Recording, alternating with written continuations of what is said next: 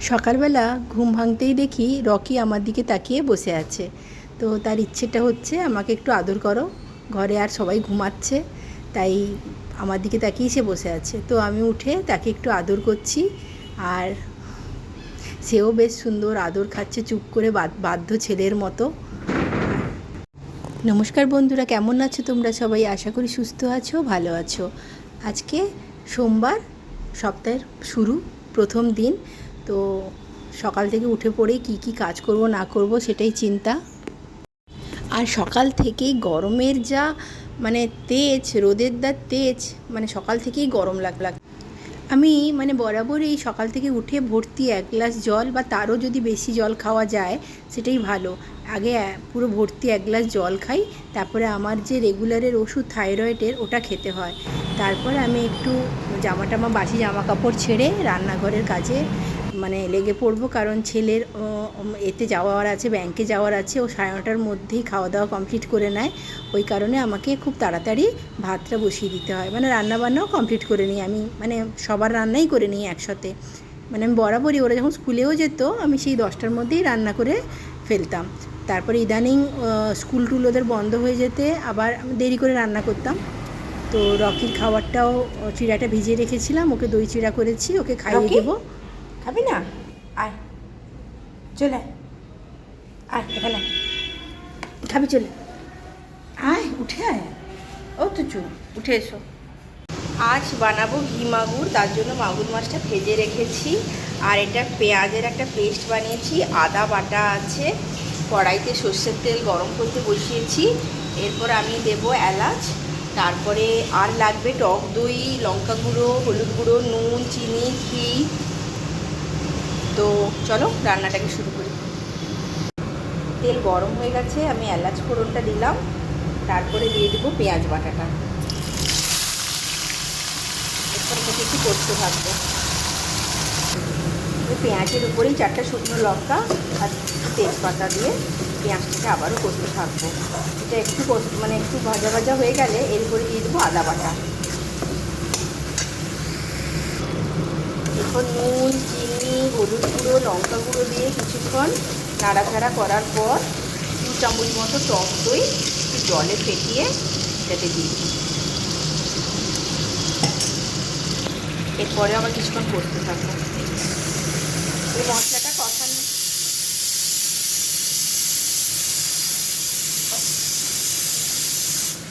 এই মশলাটা কষানো হয়ে গেছে আর তেলও বেরিয়ে গেছে সাইড দিয়ে। তো আমি ভাজা মাছগুলো দিয়ে দেবো আর দেবো 1 কাপ মতো জল। এটা একটু ঢাকা দিয়ে একদম লো ফ্লেমে ফুটতে দিতে হবে। তারপরে জলটা যখন একদম মাখো মাখো হয়ে যাবে তখন আবার একটু কাজু বাটা করে রেখেছি তাতে দেবো, আর ঘি দেবো। হয়ে গেছে, জলটা একদম মাখো মাখো হয়ে গেছে। এরপর আমি কাজু বেটে রেখেছি, কাজু বাটাটা ওর উপর দিয়ে দেবো। কাজুটা একদম মিহি করে কিন্তু বাটিয়ে নিই, একটু ভাঙা গোটা এরকম করে আছে। আমার দিদার ভাষায় দরবাটা করে বাটতে হয় কাজুটা। যাই হোক, আমার একটু নুন কম ছিল, নুন দিয়ে দিয়েছি। নুনটা একটু টেস্ট করে নিতে হবে। এটা ফুটে গেলে ঘিটা দেবো। একটা কড়াইতে ঘি গরম করছি, এরপরে এইটা এতে ছোঁক দেবো, ঘির ছোঁক। তারপর রান্নাটা আমার কমপ্লিট হবে। কমপ্লিট আমার ঘি মাগুর। আর একটু ফুটে গেলে সাইড দিয়ে কমপ্লিট আমার ঘি মাগুর। আর একটু জলটা মাখো মাখো হবে, তারপর সাইড দিয়ে তেল ছাড়বে।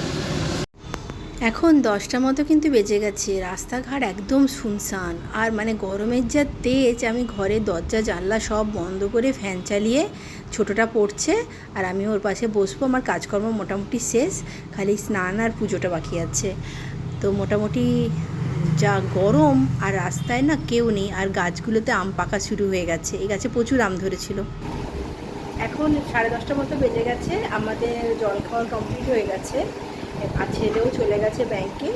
তো আমি এবার স্নান টান করবো, ঘেমে যেন গা চকচক করছে। স্নান টান করবো। আর এই যে সকাল সকাল রান্নার অভ্যাসটা তো সেই 19 সালের পর থেকে আমার চলেই গেছিলো, কারণ ছেলের মাধ্যমিকের পর তারপরে তো করোনা পড়ে গেল। 20 সালে মাধ্যমিক ছিল ছেলের, আর মাধ্যমিকের পর করোনার সিজন চলে এলো। আর তখন স্কুল টুল বন্ধ থাকতো, স্কুল যাওয়ার কোনো বালাই নেই, ওদের ছুটিতেই কেটে গেছে। তারপরে এইচএসের পর কলেজ, আর ছোটোটা তো সকালবেলা স্কুলে যায় বলে আমার আর 10টার রান্নার বালাইটা অনেক দিন আগেই ঘুচে গেছিলো। কিন্তু আবার এই ইদানিং ব্যাংকে যাওয়ার জন্য আমাকে 10টার মধ্যে সব রান্না করে কমপ্লিট করে ফেলতে হচ্ছে। আজ আবার একটু আচার বানালাম, ওই দিন যেটা বানিয়েছিলাম আমচুরের আম থেকে একটু নিয়ে বানিয়েছিলাম অল্প করে, তো আজকে আবার একটু বেশি করে বানালাম, সারা বছর থাকবে এটা।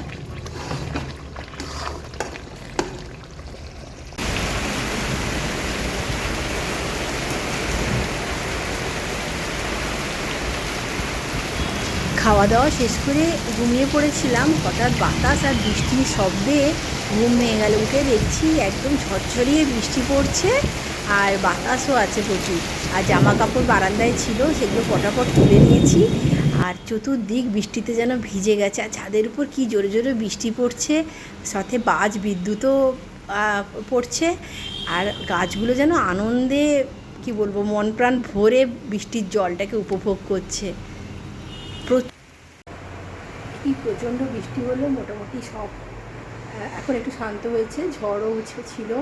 আর প্রচুর জল ঢুকে গেছে বারান্দাতে, প্রচুর জল, ঘরের মধ্যেও জল ঢুকে এসেছে। তো সব পরিষ্কার করে একটু বসছি, তারপর আমি রেডি হয়েছি, নিচের দোকানে যাব, একটু কাজ আছে দোকানে, তো দোকান থেকে ফিরি, তারপরে কন্টিনিউ করছি। একদম ভিজে গেছিস? হ্যাঁ, এদিকে দেখ পরিষ্কার হয়ে গেছিস, একদম চকচক করছে গা তোর। মুখটা দেখি, মুখটা দেখি, একদম চকচক করছে গা তোর। আমি দোকানে আসতে এসে অভিযোগ জানাতে এসেছিলো, সে পুরোটাই ভিজে গেছে, তার গোটা গাটা কিন্তু ভেজা ছিল। আর কি আর করবো, এদের জন্য কষ্টও লাগে। আর এখানে যে ষাঁড়টা আছে না, এই মিক্সচার দোকানে প্রত্যেক দিন শশা খেতে আসে, আর তার জন্য শশা রাখেও, মানে মিক্সচার দোকানি যে দাদা প্রত্যেক দিন ওর জন্য শশা রাখে, ও 2-3টা করে শশা খাবে, আস্তে আস্তে করে চলে যাবে। দোকানে কিছু শাড়ির ভিডিও করলাম, কিছু ছবি তুললাম, তো একটু তো অ্যাডভার্টাইজমেন্ট করতেই হয় শাড়ির, নয়তো লোক আসবে, কাস্টমার আসবে যাবে। তো জামাই ষষ্ঠী উপলক্ষে এইসব শাড়িগুলো এনেছিলাম, জামদানি, একদম সফট জামদানি, এগুলোর একটু ভিডিও করেছিলাম। তো ঘরে এসে রান্নাবান্না কমপ্লিট করে ঘরে বসছিলাম, রকির বাবা এসছে, রকি বুঝতে পেরে গেছে যে তার বাবা এসছে, এই জন্য ওর জন্য ওয়েট করে বসে আছে। দেখুন, রাতে রান্না করেছিলাম মাংস, দই চিকেন করেছিলাম, আর ময়দার রুটি করেছিলাম। খাওয়া দাওয়া কমপ্লিট করে সব কাজ টাজ গুছিয়ে 12টা বেজে গেছে। আর কালকে মঙ্গলবার আছে, ওই কারণে রান্নাঘরে সব কিছু ভালো করে ধোয়াধুয়ি করে শুতে আস্তে আস্তে 12টা বেজে গেছে। তো চলো, ব্লগটাকে আজকে শেষ করছি। যদি কিছু ভালো লেগে থাকে তো প্লিজ লাইক করবেন, আর আমার চ্যানেলটাকে সাবস্ক্রাইব করে দেবেন, আর ফেসবুক থেকে দেখলে প্লিজ ফলো করবেন। আর ঠান্ডা ওয়েদার, ঘুমটাও বেশ ভালো হবে। Good night.